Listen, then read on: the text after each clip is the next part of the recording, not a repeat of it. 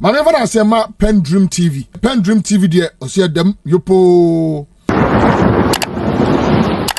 Now I'm reading this from My Joy Online, and it says NPP should be super remorseful for messing up the economy. And this is Thiev3ry talking.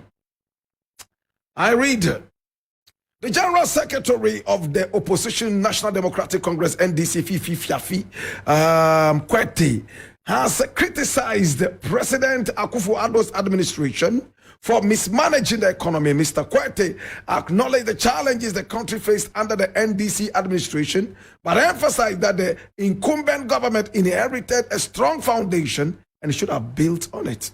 Speaking to Joy News on Thursday, November the 23rd, the NDC General Secretary stated that he was expecting the government to apologize to Ghanaians for plunging the country into the current economic turmoil.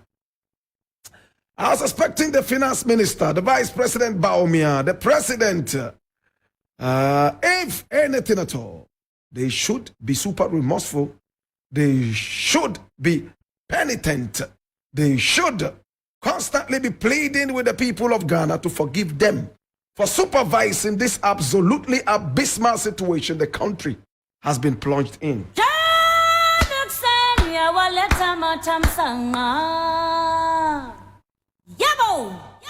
Now, this is the least the President of the Republic can do, to apologize to the good people of this country and say that, listen, I thought that it was a walk in the park. But I realized that no, I was wrong. My brother, these were the people who told us that it was because of bad leadership that was why the money that we were sitting on we can't see. Up till now, we still cannot see that money. They told us and promised us good leadership. They gave us their word, and we decided to give them our thumbprints. My brother, my sister, 7 years down the line after we voted them into power, it looks like they have taken us for a ride. My brother, my sister, today, if I look at Ghana, 99% of all Ghanaians are not proud to say that they are Ghanaians. Today, if anybody tells you that he's proud to be Ghanaian, it means he's a member of this deteriorated party. If anybody today tells you that, oh, he's proud to be Ghanaian, then it means that he is benefiting directly from the thievery of these guys in power. At a time when Ghanaians are crying left, right, and center, at a time everybody is wailing in pain, we have some people who have millions of American dollars and British pounds under their beds, to the point that maid servants can even steal millions from their coffers in the house without them knowing for so long. It tells you how monkey they work, where baboon they chop. This government has disgraced the whole legacy of Ghana.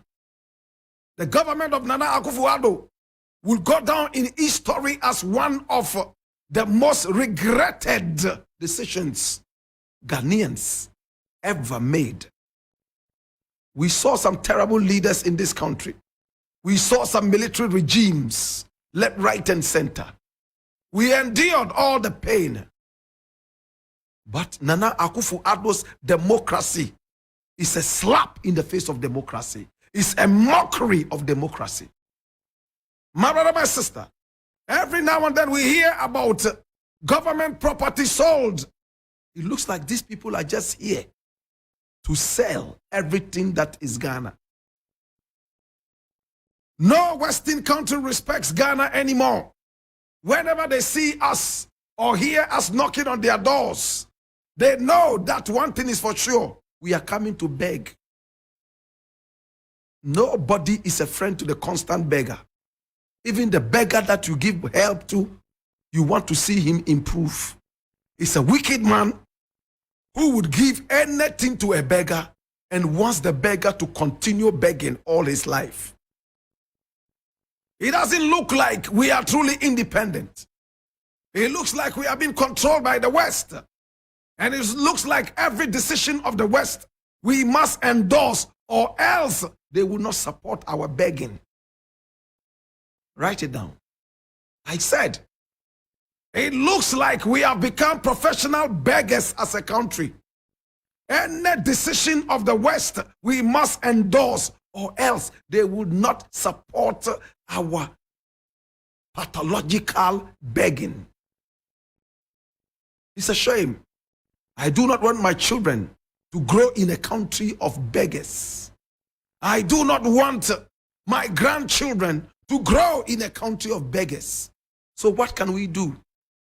We have to harness our natural resources, harness our energies, and harness, my brother, my sister, our human resources, and be able to put this country on a better pedestal. And we are capable of doing that. I have said it time and again. I diagnosed this problem several years ago and I gave the solution. The solution is just one: patriotism. My brother, if we have no patriotism, nothing will work. The whole world's gold can be given to us. In no time, we will blow everything, steal everything, and then we will return to begging again, all because we have no patriotism. But with patriotism, even if we were poor, human resources will be harnessed to be able to raise us on a better pedestal. I do not know how many people are listening to me. It's better to be poor in patriotism than to be rich in apartheid, indifference. My brother, my sister, how many Ghanaians are proud to say they are Ghanaians? How many Ghanaians will not steal from the government if they had the chance? How many Ghanaians will not manipulate the system so that they can steal from it? If you do any of these, you are not patriotic. Not at all. The countries that have done well, it's all because of patriotism. Go to the UAE. They are ready to die for their country. And you see it when their national anthems are being played. Go to China. The average Chinese goes limp and cold when the national anthem is played. But in Ghana, when the national anthem is played, that is when we are walking around looking for cigarettes and appetition to buy. When you go to China or England and the national anthem is heard, people stand erect. Some of them go limp with patriotism. In our country, it is time to look for cigarettes and appetition to buy. My brother, if all these things are falling flat, there's no way this country can ever become a good country. That's why I kept saying, if I ever become a president of this nation, and I know I will never be because that is not my destiny, I will work on patriotism. Hey, 24-hour economy, one district, one lie, one whatever. Nothing will come into any fruition if we do not put patriotism on the center stage. I'm telling you, my brother, quote me anywhere. My brother, a house that is divided against itself shall not stand. You have read the Bible time and again. What did you think that meant? If you can juke and draw blood from out of your nation, what kind of loyalty and patriotism is that? A house that is divided against itself, the Bible says, shall not stand until we all united for our house and make it stand.